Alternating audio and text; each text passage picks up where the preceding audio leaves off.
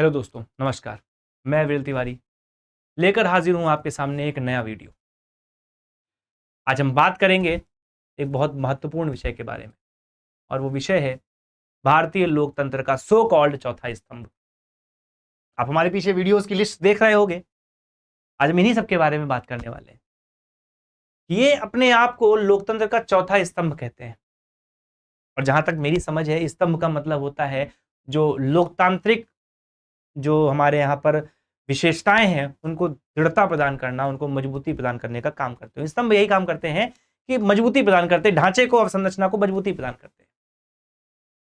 लेकिन सवाल यह है कि ये जो मीडिया चैनल्स हैं हमारे देश के, ये जो न्यूज चैनल्स हैं हमारे देश के, ये कौन सी मजबूती और किसको मजबूती प्रदान कर रहे हैं? किस तरह की मजबूती दे रहे हैं हमारे न्यूज चैनल्स?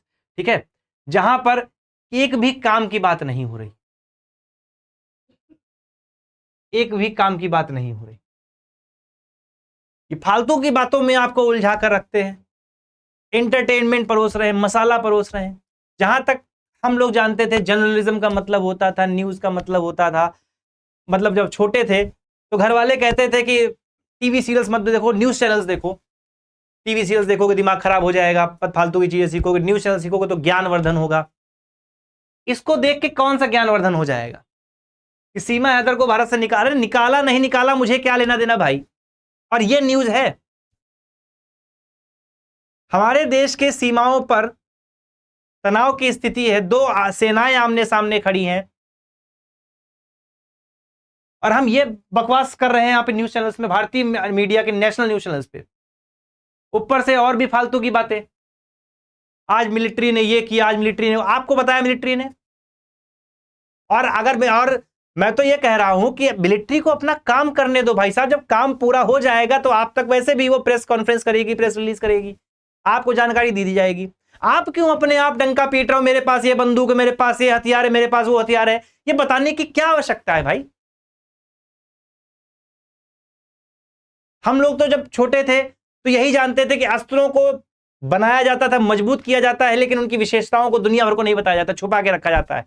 वो दुश्मन के सामने दाग देते हैं, तब उसकी विशेषताएं बताई जाती है कि ये विशेषता थी इसकी। हम अपने आप पहले ही छाती पीट ले रहे हैं। ये कौन सा तरीका है? अभी कल तो मैंने एक और बड़ा हास्यास्पद मतलब घटनाक्रम देखा, शायद आप लोगों ने भी वीडियोस देखे हों, कि वो दो लोग बैठे थे, मैं किसी का नाम नहीं ले रहा, दो लोग बैठे हुए थे, एक पाकिस्तान से नुमाइंदा था, एक हमारी तरफ से था। वो एक इधर से तीर कह रहे हैं मैं तुमको तीर भोग दूंगा, वो उधर से कह रहे हैं मैं तुमको तीर भोग दूंगा। मतलब डिजिटल वॉर चल रहा है। लोग वर्क फ्रॉम होम करते थे, अब वार फ्रॉम होम कर रहे हैं। मतलब आपकी मानसिक स्थिति कितनी दयनीय है कि आप समझ ही नहीं पा रहे हो कि आप मजाक उड़ा रहे हो हमारी भारतीय सेनाओं का, हमारे सैनिकों का, उनका मनोबल तोड़ रहे हो।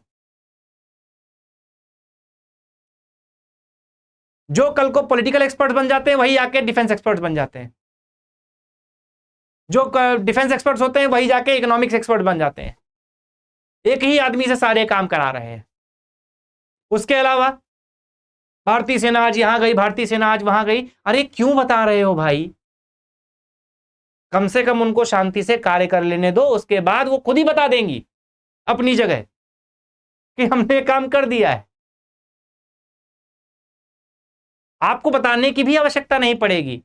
वो जब उन्होंने कार्य कर दिया होगा तो वो प्रेस रिलीज जारी करेंगे कि हमने यहां पर इतने लोगों को जो है मौत के घाट उतार दिया। और बिल्कुल उतारेंगे, मुझे अपनी भारतीय सेना पर पूरा भरोसा भी है। लेकिन ये क्या नीच हरकतें आप लोग कर रहे हैं? आप अपने आप को नेशनल मीडिया कहते हैं और इस तरह की बातें करते हैं, इस तरह की बातें करते हैं। ये हमारे देश के लोगों को शोभा देता है? हमारे देश के न सैनिक इतने खराब हैं, और ना हमारे देश की जो वैल्यूज हैं वो इतनी खराब हुई हैं अभी कि इस तरह की हरकतें करें। और आपको शर्म भी नहीं आ रही है? मतलब आप नेशनल मीडिया पर ये सारी चीजें चला रहे हो, आप मजाक उड़ा रहे हो, आप श्रद्धांजलि नहीं दे रहे, आप मजाक उड़ा रहे हैं। आप ऑनलाइन बैठ के युद्ध लड़ रहे हैं, मेरे पास ये मिसाइल है मैं दाग दूंगा, मेरे पास वो मिसाइल। तुम्हारे पास है? घर में खाने को नहीं मिलेगा अगर ढूंढ लेंगे तो। हो सकता है उधार पे जिंदगी चल रही हो, 2 तारीख को अगर सैलरी नहीं आई 30 को, तो 2 तारीख से ईएमआई भी नहीं जाएगी। जिंदगी ईएमआई पे चल रही है। और मेरे पास ये रखा है, मेरे पास वो रखा है, मेरे पास वो रखा है, क्यों बता रहे हो? ये बताने की चीजें होती हैं। युद्ध में लोग अस्त्र छुपा कर रखते हैं और जब जरूरत पड़ती है तभी निकालते हैं, उनका काम करते हैं, फिर वापस रख देते हैं। अमेरिका सुपर पावर ऐसे ही नहीं बन गया, गाता नहीं रहता था कि हमारे पास ये मिसाइल है, इतना दूर जाती है, उतना दूर जाती है। और जब बनी थी बताया गया था, बाकायदा सरकार ने उसके बारे में डिटेलिंग कर दी थी। आज शांत रहने की आवश्यकता है, जिम्मेदारी भरे कार्य करने की आवश्यकता है। जो सवाल पूछने चाहिए उनको छोड़ के बिना मतलब के सवाल पूछे जा रहे थे। पिछले कुछ 4-5 दिनों से मैं लगातार न्यूज मीडिया पे बहस देख रहा हूं, बिना मतलब की बहस। पहली बात तो उसका कोई नतीजा नहीं निकल रहा। वो आधे घंटे आते हैं, सर पकड़ते हैं, सर फोड़ते हैं एक दूसरे का, गालियां देते हैं, और उसके बाद आधे घंटे बाद फिर चले जाते हैं दूसरे चैनल पे। मतलब कोई नहीं निकल रहा कि आखिर करना क्या है, कुछ ही को कुछ नहीं पता। पता भी कहां से होगा, कभी बॉर्डर तक गए ही नहीं। एसी कमरों में बैठ के पैसा आ रहा है तो जो मन हुआ बक रहे हैं। कभी इस पे सवाल उठा दिया, कभी जो काम के सवाल है वो नहीं उठाए जाएंगे। कम से कम शांति से आप पहले उनको काम करने दीजिए। और आपका जो काम है वो देश के अंदर भी बहुत सारी समस्याएं हैं, उन समस्याओं को भी जग जाहिर करने की जरूरत है। ये एनवायरनमेंट बनाने की आवश्यकता नहीं है, अननेसेसरी का एनवायरनमेंट बनाने की, कि आप एक भय पैदा कर रहे हो कि भारत में युद्ध के आसार हैं। आपको पता है कि ये युद्ध के आसार जो आप न्यूज मीडिया में चला रहे हो, इसका एक प्रभाव भारत की आर्थिक तंत्र पर भी पड़ेगा। निवेशक घबराएंगे, डरेंगे भारत में निवेश करने से कि अभी युद्ध की स्थिति, अभी निवेश मत करो। मतलब थोड़ी तो बुद्धि होनी चाहिए भाई। मैं तो अभी मतलब आपके कंपैरिजन में तो एक्सपीरियंस में भी कम हूं। उम्र की तो खैर कोई बात ही नहीं है, उम्र से एक्सपीरियंस का कोई मतलब भी नहीं होता। लेकिन आप भी समझो, अगर आप बार बार ऐसा माहौल बना रहे हो कि भारत में युद्ध के आसार है, भीषण जंग, तो ये जंग होगी तो इससे नुकसान किसका है?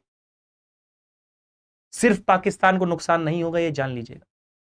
भारतीय सेना को जो करना है चुपचाप करने दीजिए, उसके बाद वो जो बताएगी करेंगे। लेकिन ये जो माहौल आप बना रहे हो, ये माहौल भारत के लिए किसी भी तरीके से सही नहीं है, क्योंकि जंग कभी भी एक तरफा नुकसान नहीं करती है, ये ध्यान रखिएगा। भारतीय सेना ने बोला, भारतीय प्रधानमंत्री ने बोला कि जिम्मेदारी पूर्वक अपने कार्यों को करिए, लेकिन तब भी हम न्यूज के लिए, मसाला के लिए, एंटरटेनमेंट के लिए फालतू की चीजों को चलाए जा रहे। भारत पाकिस्तान युद्ध कहां शुरू हो गया? कौन से फ्रंट पे शुरू हुआ? बस क्वेश्चन मार्क लगा दिया, हमारी जिम्मेदारी खत्म हो गई। ये अत्यंत बेवकूफी भरी बात है। और मैं अपने युवाओं से भी कहना चाहता हूं कि इन सब चीजों से बचना है तो एक ही तरीका है, इनको तुरंत आप अवॉइड कर दिया करिए, देखने की भी जरूरत नहीं है। और तभी जीवन में कुछ अच्छा और बेहतर अचीव कर पाएंगे, ये बात ध्यान रखिए। खैर, ये स्तंभ तो कमजोर है, हमेशा से रहा है। ऊपर से इसमें और भी कमाल के लोग हैं, अपने अपने लोगों ने साइड चुन ली है। कुछ पत्रकार ऐसे हैं जो चरणों में लेटे हुए हैं, कुछ पत्रकार ऐसे हैं जो हवा में उड़ रहे हैं, उनको लग रहा बस वही वही हैं। हम लोग तो बचपन से ही समझते आए थे कि जर्नलिज्म जो है निष्पक्ष होता है। मैं किसी एक पक्ष की बात नहीं कर, दोनों तरफ बराबर से लोग हैं, मात्रा बराबर है। आधे अधूरे फैक्ट्स बताए जाएंगे, आधी अधूरी बातें बताई जाएंगी, आपको बरगलाने की कोशिश की जाएगी, जितना ज्यादा व्यू आ जाए, बस वास्तविकता से जितना दूर रख सको इन लोगों को और जितना ज्यादा व्यू बटोर सको, बस अल्टीमेट गोल व्यू का है, पैसे का है। ये बंद होना चाहिए। अगर आप देश की वृद्धि चाहते हो, समाज का बेहतरी चाहते हो, तो बंद होना चाहिए। जिम्मेदारी पूर्वक कार्यों का बयान किया जाए। तो आज के लिए इतना ही रखते हैं, फिर आएंगे एक नए विचार के साथ, नई बात के लिए साथ। तो नमस्कार, thank you, have a nice day, bye bye.